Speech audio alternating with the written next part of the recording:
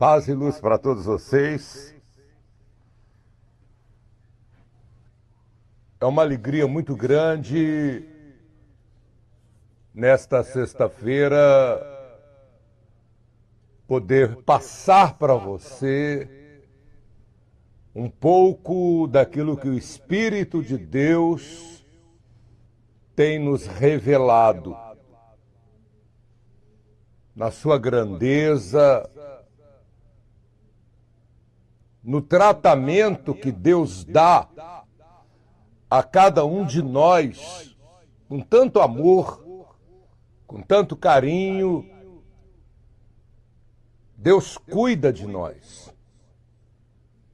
Pela manhã, Ele cuida de nós à tarde, à noite. E incrível é que a Bíblia diz que enquanto nós estamos dormindo, Ele está acordado e coloca os seus anjos cuidando de nós. Eu quero falar um pouquinho, fazer uma reflexão sobre os objetivos de você subir a escada de Jacó. Há muitas pessoas que perguntam qual que é o segredo espiritual da subida da escada de Jacó. Por que que tanta gente sobe a escada de Jacó no Monte Manaim no mês de julho? Por que que tanto povo vai de todas as partes? Tem pessoas que deixam de ir ao Monte Manaim em janeiro, deixam de ir em fevereiro, deixam de ir em março. E olha que fevereiro é o mês de Abraão, janeiro é primícia, fevereiro é Abraão. Deixam de ir em abril, que é a sexta-feira da Paixão. Vai muita gente no Monte Manaim, na Gruta dos Milagres, que é um lugar de curas, de milagres. Você entra na Gruta dos Milagres, dá vontade de chorar, porque ali foram deixados tantos sofrimentos. E as pessoas vão levar cruz lá dentro. Deixar cruz de sofrimento, a cruz da doença, a cruz da amargura, dentro da gruta que representa a ressurreição de Jesus. Então, sexta-feira da Paixão, vai muita gente no Monte Manaim. Mas tem gente que deixa de ir na sexta-feira da Paixão para ir em julho, na subida da escada de Jacó. Por quê? O que há de tanta força na escada de Jacó, a ponto das pessoas deixarem de ir?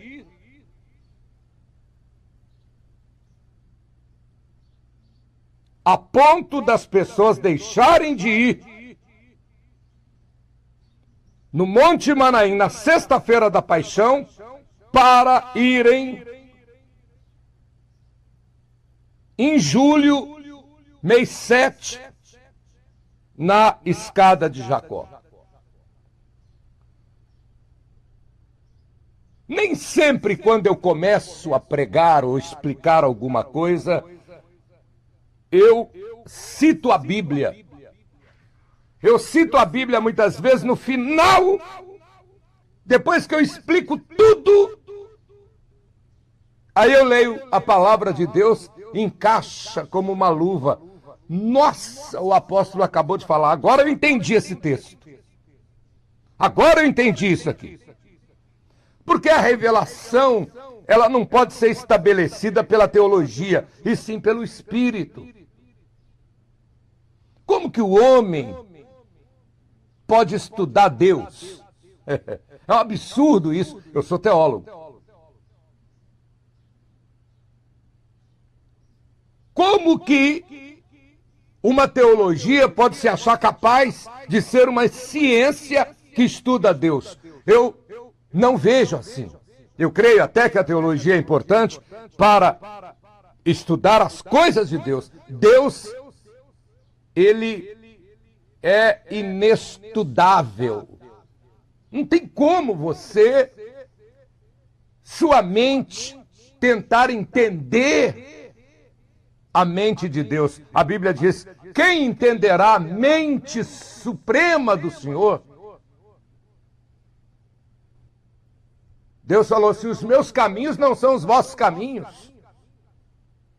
Então Deus, ele vai por um caminho inimaginável. Uma pessoa falou assim: mas como que eu vou conseguir meu marido de volta?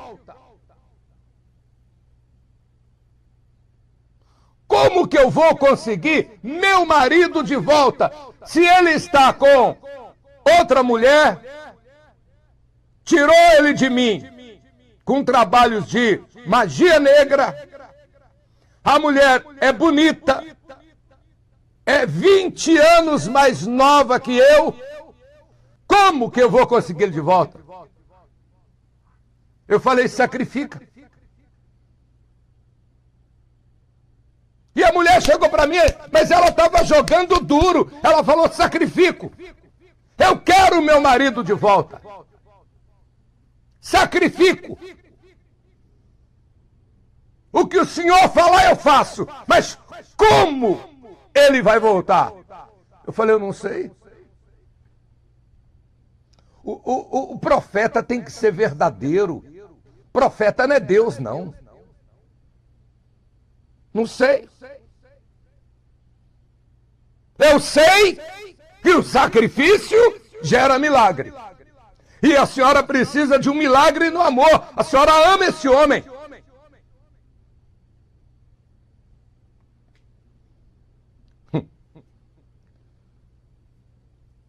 Ah, meu Deus do céu. Ela cumpriu o sacrifício dela. Para chegar na escada de Jacó, no Monte Manaim, você é obrigado a passar pela espada do arcanjo Miguel. Não tem como chegar na escada de Jacó sem passar pela espada do arcanjo Miguel.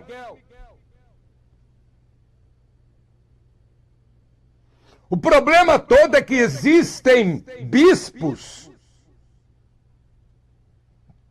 sacerdotes, missionários, profetas, que não explicam as coisas como deveriam explicar na prática. E eles ficam citando Bíblia sem explicar o que interessa para a pessoa. E eu vou, devido a eu ser um homem sofrido, eu vou no popular. Eu vou ali, ó, sou profundo, mas eu abro para a pessoa, na prática, o que fazer, para ela ter resultado na vida dela. Muito bem. Olha que coisa impressionante. Eu falei: a senhora vai pegar o nome desta mulher, e na hora que a senhora estiver passando pela espada do arcanjo Miguel no Monte Manaim, que vai ficar à sua esquerda, o arcanjo Miguel fica sempre à nossa esquerda, para cercar os espíritos de esquerda. Ele fica sempre à nossa esquerda para desfazer os trabalhos de esquerda, que é macumba, magia negra, bruxaria, feitiçaria, inveja. O que não presta vem da esquerda. Muito bem. Falei para ela: a senhora vai pegar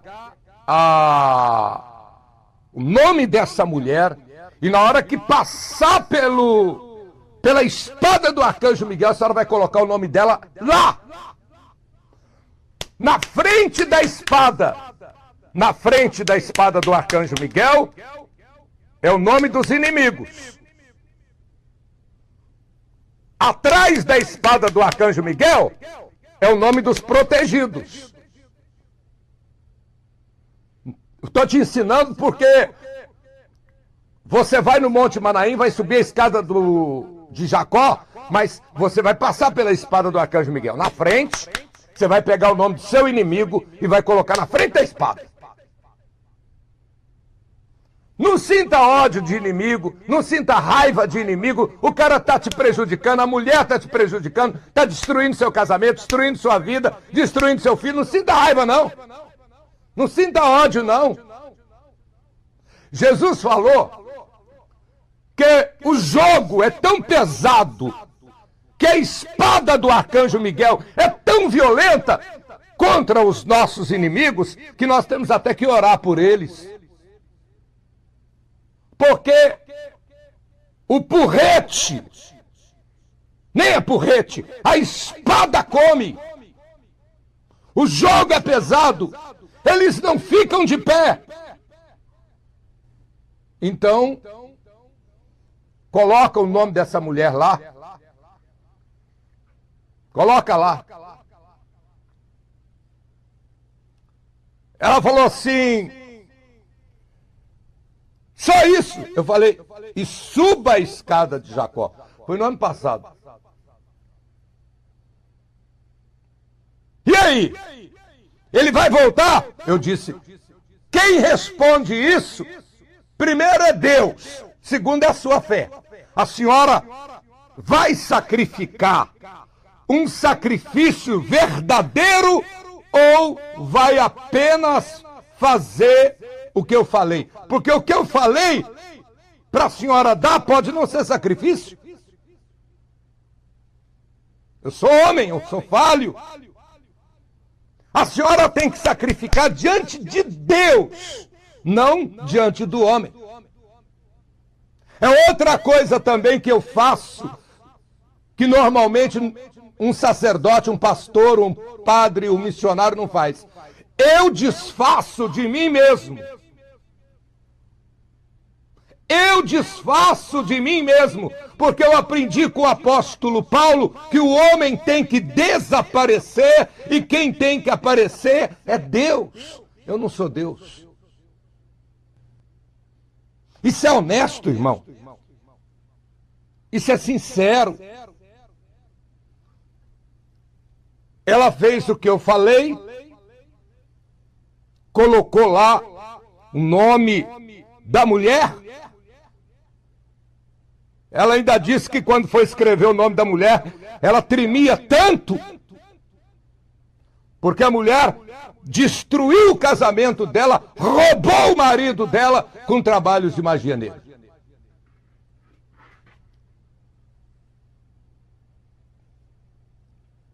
Ela subiu a escada de Jacó.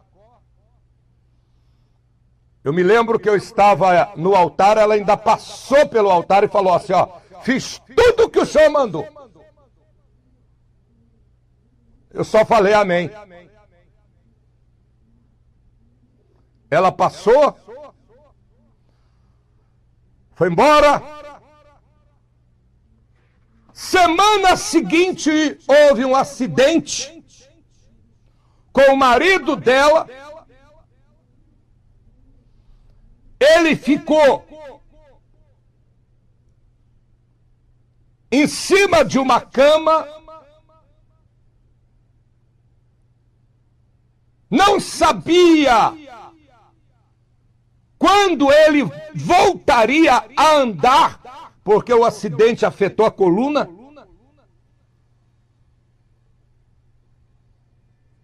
Ele bateu o carro e afetou as vértebras.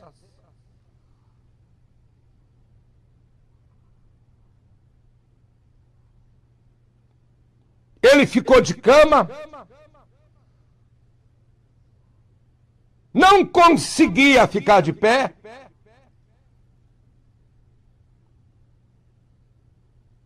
A situação apertou.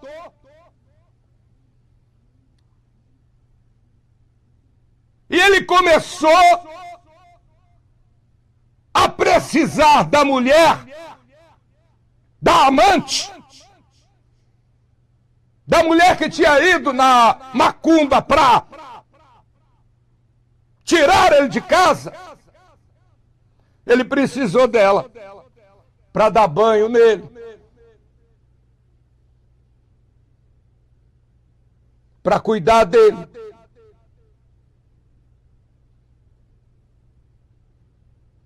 para levar comida para ele, para dar remédio para ele, para trocar ele.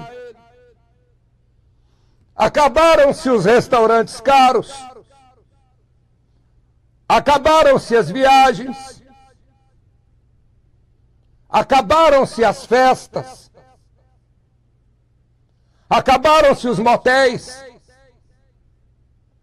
acabaram-se toda aquela vida luxuosa, acabou.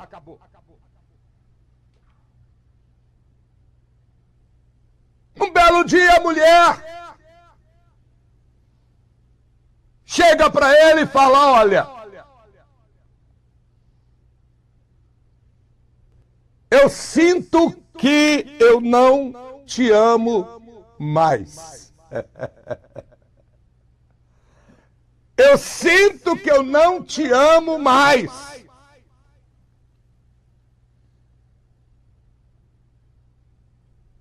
E eu vou te devolver para quem quiser você. Se a sua esposa te ama mesmo, ela vai cuidar de você, porque eu não nasci para cuidar de doente. Eu não nasci para cuidar de doente. Aquele homem chamou a filha dele, conversou com a filha dele, a filha casada, chamou a mãe que tinha ido lá no Monte Manaim. A mãe veio, falou para ele: não, eu cuido de você, eu te amo. Talvez você, mulher, diga agora aí: eu não faria isso. Perdedora. Perdedora. O perdedor, ele morre perdedor por causa do orgulho dele. A perdedora morre perdedora por causa do orgulho dela. O vencedor é humilde. O vencedor não tem razão. Eu sinto que eu estou falando isso para uma pessoa que está sofrendo porque ela quer ter razão. Sofra! Sofra! Você quer ter razão? Sofra! Derrotada, derrotado! Porque o vencedor, ele não tem razão. Ele tem a vitória nas mãos. Ele tem a vitória nas mãos. Ele é vencedor.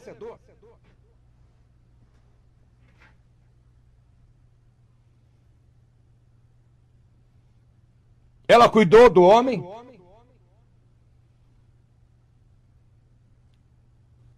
Ela me contou depois que era ela quem colocava a cinta nele quando ele começou a ficar já sentado. Depois ela levou ele no Monte Manaim. Ele chegou no Monte Manaim de muletas. Eu sei que você está esperando eu contar que ele foi embora curado. Não, não foi. As pessoas acreditam no que eu falo porque eu sou honesto, verdadeiro. Ele não foi curado. Ele chegou de muletas, recebeu a oração e foi embora de muletas. Começou os 7 mergulhos e foi embora de muletas. Ele não conseguiu, mesmo eu orando por ele. Sabe, irmãos, as pessoas têm que tirar a máscara da hipocrisia, da mentira que muitos pastores têm por aí e serem verdadeiras.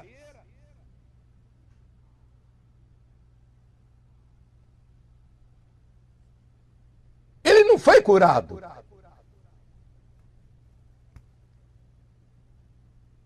Ele foi ao Monte Manaim, ele sacrificou, ela sacrificou, ele chegou de muleta e foi embora de muleta. Abriu os 7 mergulhos no Rio Sagrado. E normalmente quando a pessoa passa pelo Rio Sagrado, que ela faz os 7 mergulhos, acontece muito das pessoas entrarem carregadas e saírem de lá andando.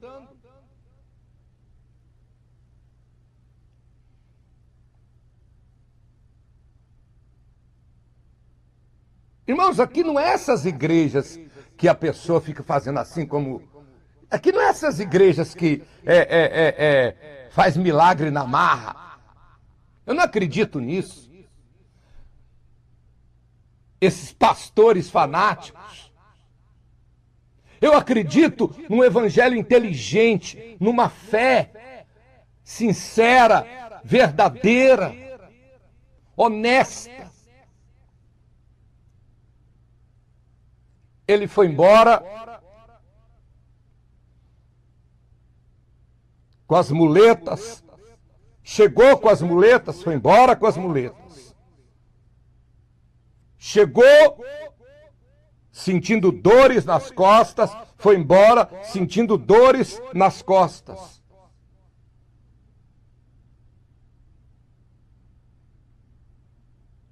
Ah, então não adiantou ele ir no Monte Manaim?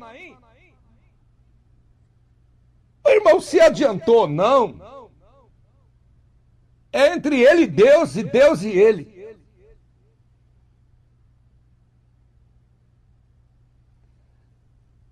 Foi embora, nunca mais tive notícia. Nunca mais.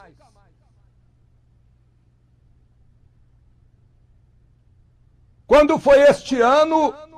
Isso foi no ano passado. Quando foi este ano, na sexta-feira da Paixão, o casal estava lá no Monte Manaim, ele e ela subiram o Monte Manaim descalços. Foram na gruta para agradecer a cura que ele recebeu. Ele gravou o testemunho contando que numa madrugada de... Olha que coisa. Numa madrugada de sexta-feira, eles oraram comigo, dormiu. E ele teve um sonho. Nossa. E nesse sonho um anjo entrou no quarto dele e operou a coluna dele. E quando ele acordou, ele levantou, normalmente ficou de pé e saiu andando. Agora, o que significa a palavra Manaim? Manaim significa acampamento dos anjos de Deus. Está na Bíblia. Eu creio que quando ele foi em Manaim, o anjo da cura saiu com ele de lá e não curou ele na hora, porque ele precisava receber o carinho da esposa, o amor da esposa, refletir em cima da cama, refletir em cima daquelas muletas.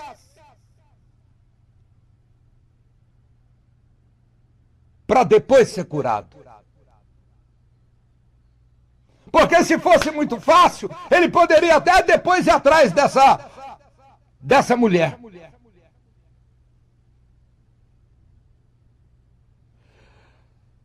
Quando uma pessoa entra numa casa de macumba, numa casa de uma macumbeira, de uma feiticeira, de uma mulher que mexe com os espíritos, se ela entrar uma vez,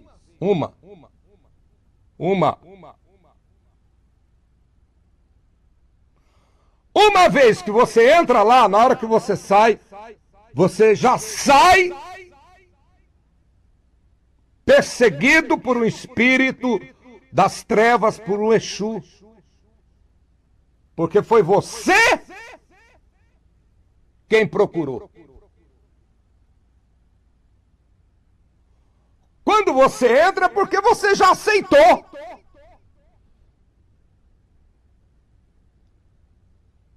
Tem um negócio que eu não faço.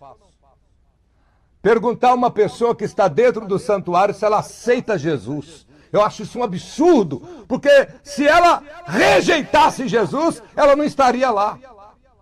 O que ela precisa é entregar-se para Jesus, para seguir a Jesus. Não aceitar, não. Até o demônio é obrigado a aceitar Jesus, porque ele existe. Quando a pessoa entra numa casa de macumba, ela já aceitou as práticas daquele lugar.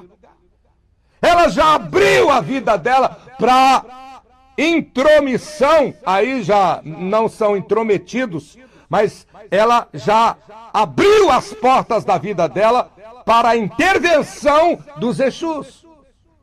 Quando a pessoa vai ao Monte Manaim, sacrifica e vai, ela quer a intervenção de Deus na vida dela. Então, você começa a ver que a escada de Jacó não é só uma escada que você vai subir na revelação do Espírito, não. Envolve sua vida sentimental. Porque Jacó, depois que subiu a escada, ele encontrou o grande amor da vida dele. Envolve a área financeira, porque depois que Jacó subiu a escada, Jacó prosperou.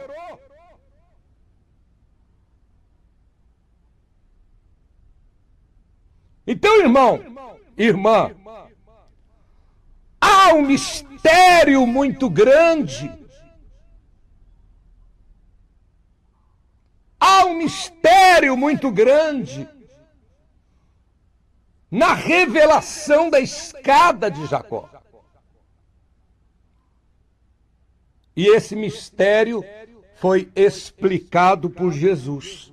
Olha que coisa. A revelação de Jacó foi explicada por Jesus.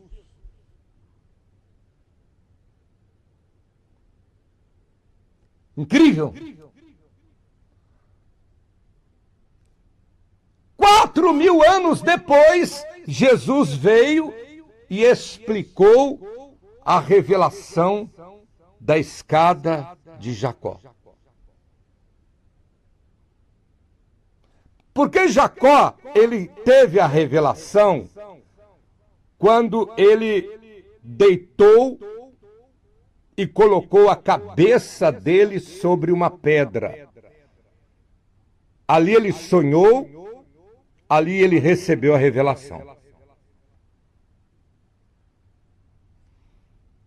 Quando ele acordou, ele pegou aquela pedra de Israel, ela passou a ser chamada depois de Pedra de Israel. Ele pegou tudo que ele possuía, que era um óleo, E o óleo Jacó usava para acender fogo e aquecer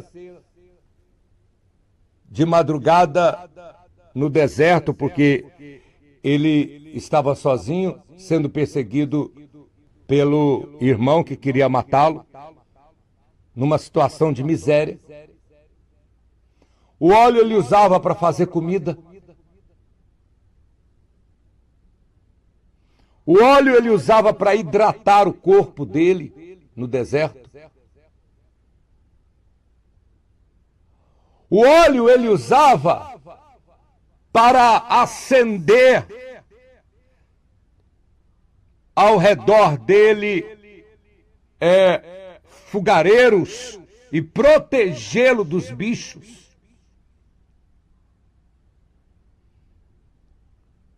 E iluminar, porque na época não existia luz elétrica. Era tudo que ele tinha, era aquele óleo. Ele não tinha mais nada para ofertar para Deus, para sacrificar para Deus, a não ser aquele óleo. Então, quando ele acordou, ele pegou aquela pedra, colocou aquela pedra, despejou o óleo sobre a pedra. Eu creio que ele ajoelhou,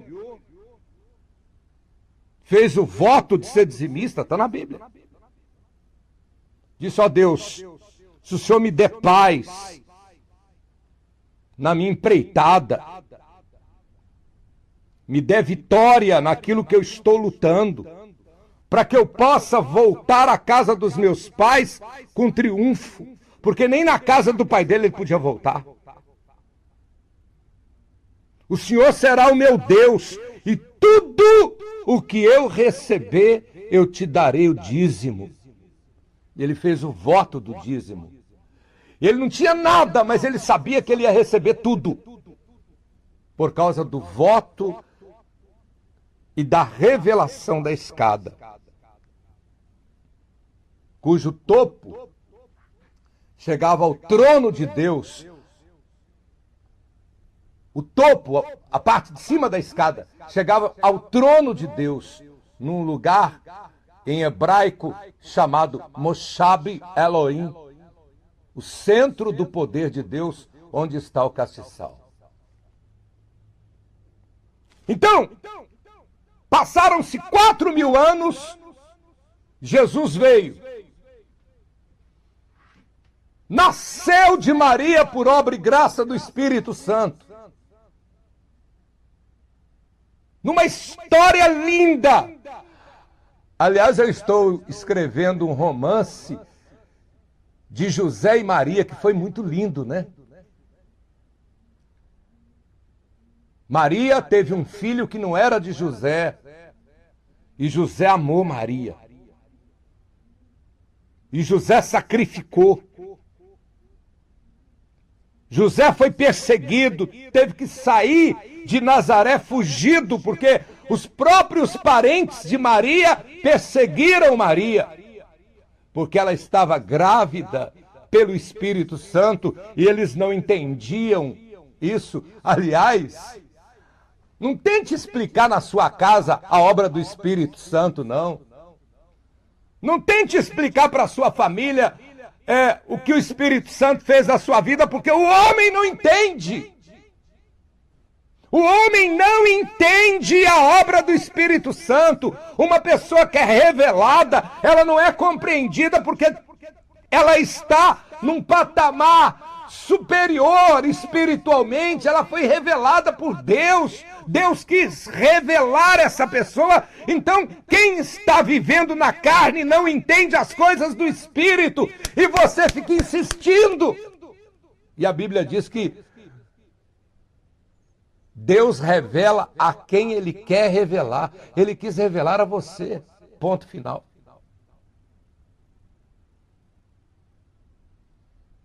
Ele não quis revelar o outro, ele quis revelar você. Ah, mas eu sou semi-analfabeto, eu sou pecador, eu sou pobre, eu sou uma pessoa que tem gente melhor do que eu. Eu também disse para Deus a mesma coisa. tanta gente melhor do que eu, mais preparada que eu. O Senhor poderia ter levantado, e o Senhor levantou a mim, um pecador, uma pessoa que esforçada. Mas Deus é muito bom. Quando Ele gosta de uma pessoa, Ele gosta. Quando Ele ama uma pessoa, Ele ama. Quando Ele escolhe uma pessoa, Ele escolhe. E Deus te escolheu. Não questiona isso, não. Coisa boa, a gente nem pergunta. A gente nem pergunta. Deus te escolheu, Deus me escolheu e cá estamos juntos para receber vitória. Cá estamos juntos para receber aquilo que Ele preparou para nos dar, baseado na revelação do céu. 4.000 anos depois, eu vou ler em Mateus capítulo 16, a partir do versículo 13. Eu queria pedir, meu amor, por favor, é o relógio, que eu estou sem relógio, para eu não perder a hora. Por favor. Eu agradeço a Deus pela vida da minha esposa, que me ajuda muito na obra. Não dá para ver porque ela está do outro lado. É ao vivo. Muito bem. Mateus capítulo 16, versículo 13. E chegando Jesus às partes de Cesareia de Filipe, eu conheço lá. Eu vou a Israel 2 vezes ao ano. Em maio, em novembro, agora eu vou novamente. Interrogou os seus discípulos, dizendo... Jesus chamou os discípulos e falou, por favor, venham aqui. Que pensam os homens que eu sou? O que os homens, o que as pessoas dizem que eu sou? Obrigado. Aí, os apóstolos disseram para ele, olha, Senhor, versículo 14. Versículo 13, Jesus pergunta, quem dizem os homens ser o Filho do Homem? E eles disseram, uns falam que o Senhor é João Batista.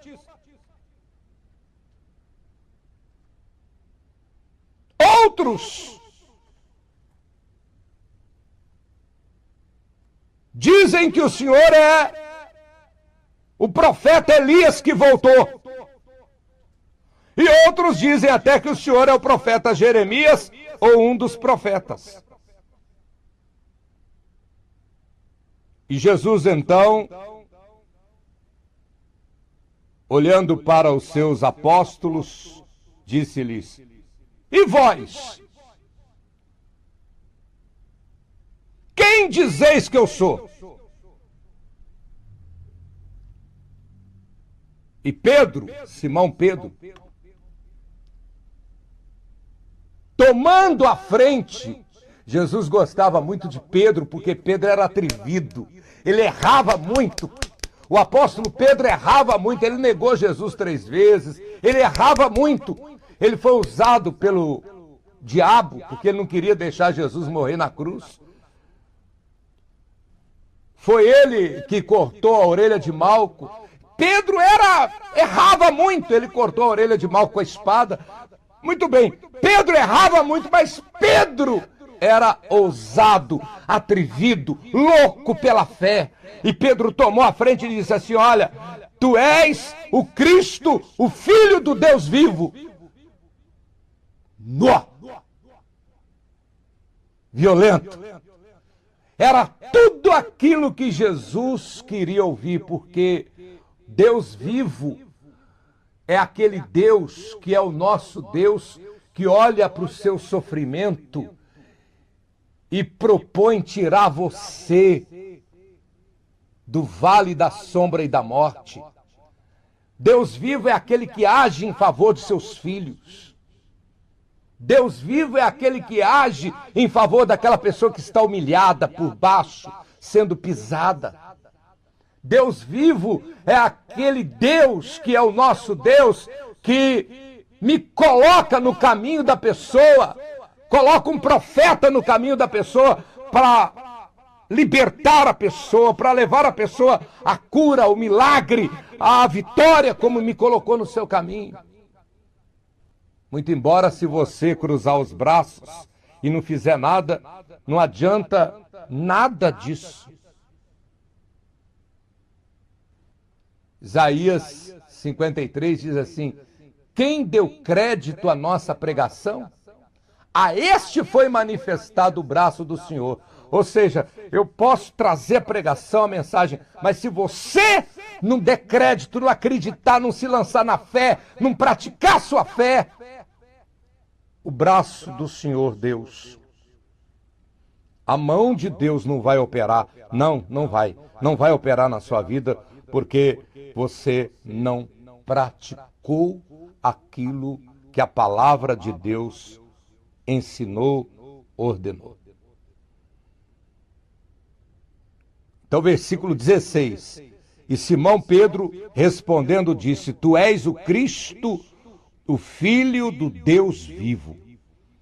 E Jesus, respondendo, disse-lhe: bem-aventurado és tu, Simão Barjonas, filho de Jonas, é sobrenome dele. Ele não chamava Pedro, ele chamava Simão Barjonas. E era como um Simão palha, porque palha pega fogo e apaga, e não vale nada. A palha sempre foi vista como algo que só servia para acender fogo. Daí o termo fogo de palha. Bem-aventurado és tu, Simão Barjonas, porque não foi a carne nem o sangue que tu revelou. Ou seja, não foi o homem que te revelou, mas meu Pai que está nos céus. Então, a revelação do Deus vivo, a revelação do reino, ela não vem pelo homem, ela vem pelo Deus vivo. Versículo 18. Pois também eu te digo que tu és Pedro. Esse Pedro aqui já não era o nome dele, passou a ser, porque Pedro é masculino de pedra. Também te digo que tu és Pedro, e sobre esta pedra edificarei a minha igreja. Que pedra é esta? Que pedra é esta? A pedra do alicerce?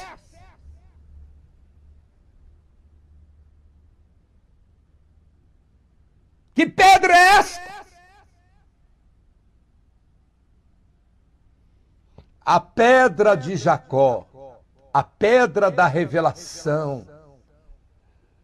Jesus aqui está fazendo uma menção de que ele irá edificar uma igreja forte sobre a pedra da revelação, e não sobre o conceito dos profetas, dos homens, dos teólogos, dos religiosos, e sim pela revelação.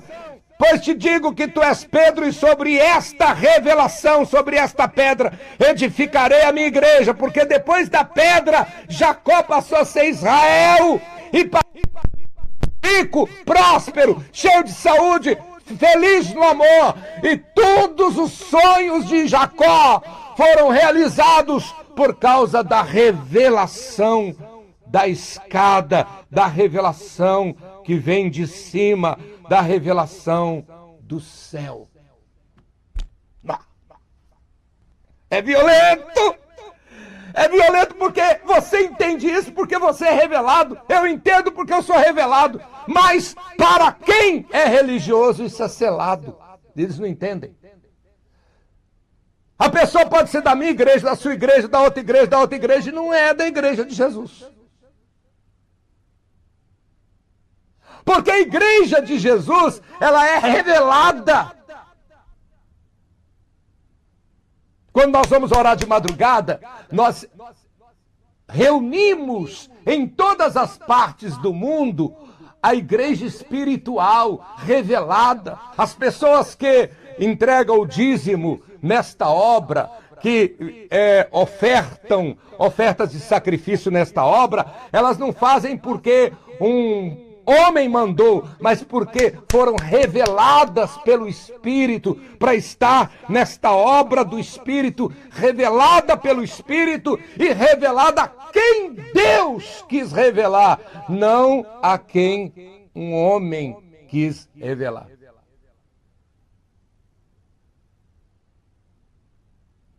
Contar uma coisa para você. Nós temos um pastor da Assembleia de Deus. Só estou citando o nome pelo respeito que eu tenho à Assembleia de Deus. Que entrega o dízimo aqui. Que deposita o dízimo dele. Porque o Espírito de Deus mandou ele fazer isso. Nós temos padres católicos romanos que nos acompanham, que citam nas missas as nossas pregações, que cantam louvores que nós cantamos, e nós também cantamos louvores que eles cantam. A obra do Espírito está acima da organização do homem. E esta obra é revelada. E você faz parte desta revelação.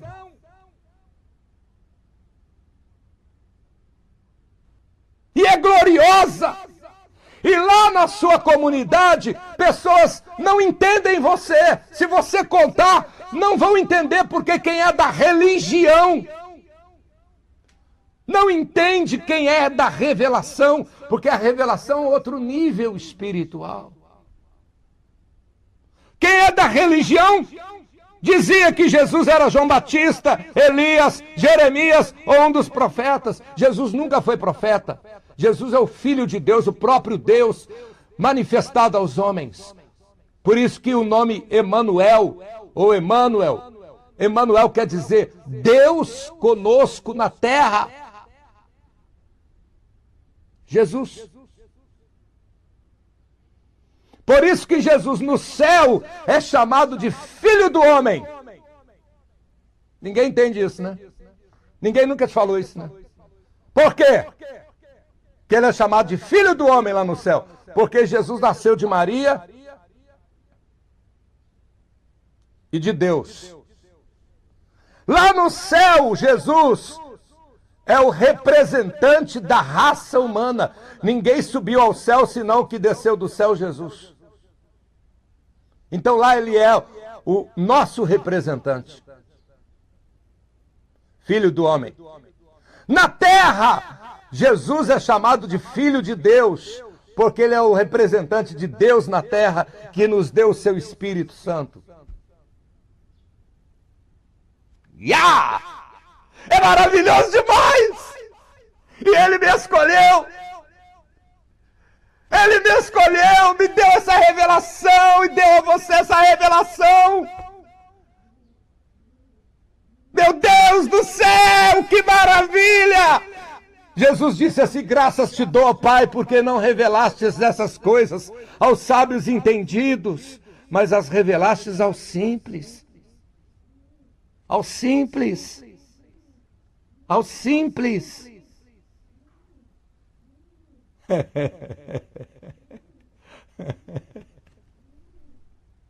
É forte demais. Então, quando a gente encontra no Monte Manaim pessoas de todas as igrejas, elas vão com aquela fé sagrada, aquela fé santa.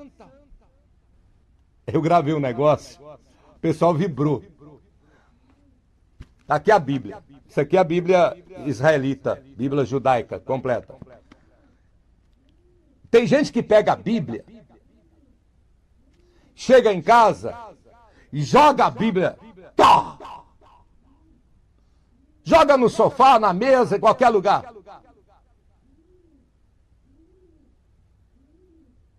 Tem pastor que pega a Bíblia e bate a Bíblia. Tem ou não tem? Você sabe que tem. Tem gente que pega a Bíblia e taca em cima do guarda-roupa, joga no guarda-roupa, joga na cômoda, joga na cama, joga em qualquer lugar. Aqui, ó. A Bíblia para mim é sagrada. Aliás, está escrito, Bíblia é sagrada.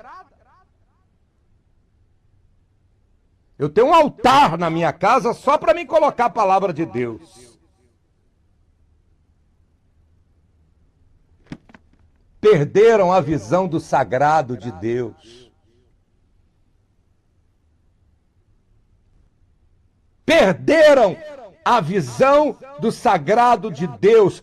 Homens que se acham deuses, superiores à palavra de Deus, passaram para as pessoas uma visão da Bíblia como apenas um livro. Você que me critica porque eu beijo a Bíblia, ó, às vezes quando eu vou pregar eu beijo, né?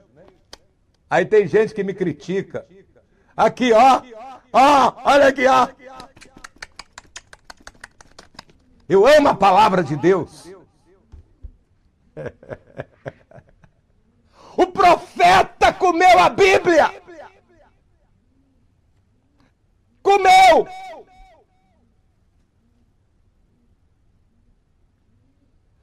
Então, irmão, nossa, meu Deus, está encerrando já. Então Jesus falou assim: sobre esta pedra edificarei a minha igreja, e as portas do inferno não prevalecerão contra ela. E dar-te-ei, versículo 19, as chaves do reino dos céus. Observa que ele não deu só uma chave, senão era a chave. Mas a porta do reino dos céus é uma só. Por que ele deu as chaves? Você sabe, não? Porque o diabo é tão sem vergonha que ele não tem a chave da casa dele. Quem tem sou eu. Quem tem é você. Quem pode trancá-lo, quem pode amarrá-lo, sou eu e é você. Nós temos as chaves do reino dos céus. Uma chave para abrir a porta do céu, que é a nossa fé. E a outra chave para trancar o inferno e proibir os Exus da Macumba, os demônios e o império das trevas de agir na vida de uma pessoa. Feche os seus olhos. É muito forte. A subida da escada de Jacó contraria o mundo que quer que você desce para o abismo. É muito forte. Nós vamos ter, nesse mês de julho, um mês de cura, de milagre no Monte Manaim, mas acima de tudo de prosperidade, de subida, de crescimento, de vitória espiritual. Senhor, meu Deus e meu Pai Todo-Poderoso, obrigado, ó Pai, por esta revelação, por esta palavra forte que recebemos hoje.